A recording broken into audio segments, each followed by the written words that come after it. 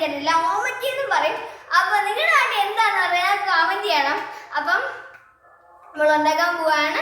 അതിന് നമുക്ക് ഇഷ്ടപ്പെട്ടാൽ ലൈക്ക്, സബ്സ്ക്രൈബ് ആൻഡ് കമന്റ്. നിങ്ങളുടെ എല്ലാ അഭിപ്രായങ്ങളും നമുക്ക് എല്ലാ റെസിപ്പിയും പറഞ്ഞാൽ ഏത് റെസിപ്പി വേണമെങ്കിൽ കമന്റ് പറഞ്ഞാൽ നമ്മൾ ഉണ്ടാക്കുന്നതായിരിക്കും അത്. അപ്പൊ ശരി.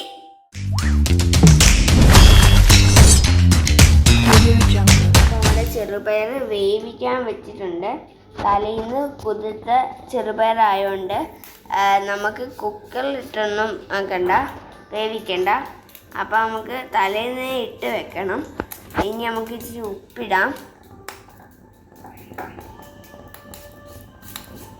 നമ്മൾ ഉപ്പിട്ടിട്ടുണ്ട്. ഇതിലേക്ക് നമുക്ക് കപ്പയ്ക്ക അരിയാം.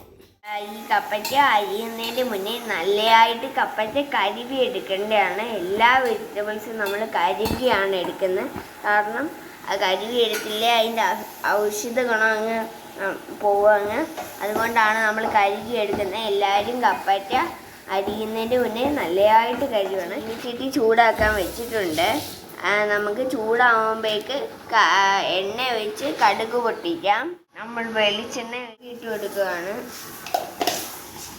അപ്പം നമ്മുടെ കടുക് പൊട്ടി കഴിഞ്ഞിട്ടുണ്ട്. ഇനി നമുക്ക് കരിയാപ്പിലയും ഒരു വറ്റൽമുളക് ഇട്ട് കൊടുക്കാം. കൊടുത്തിട്ടുണ്ട്. അരിഞ്ഞും കഴുകി വെച്ചിരുന്ന കപ്പയ്ക്ക ഈ ചീനിച്ചട്ടിയിലോട്ട് ഇടാം.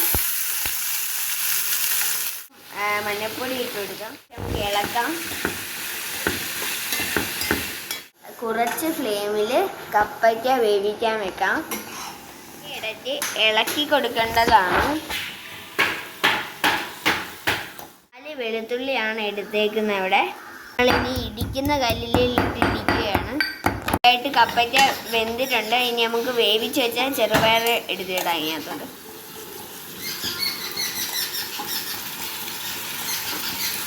തിരുമിയതും ഇച്ചി ജീരകപ്പൊടിയും മുളക് പൊടിയും നമുക്ക് ഇതാക്കാം. ഇടികല്ലിട്ട് ഇടിച്ച് ആക്കണം. മഞ്ഞപ്പൊടിയും കൂടി ഇടണം. ഇടിച്ചെടുക്കാം.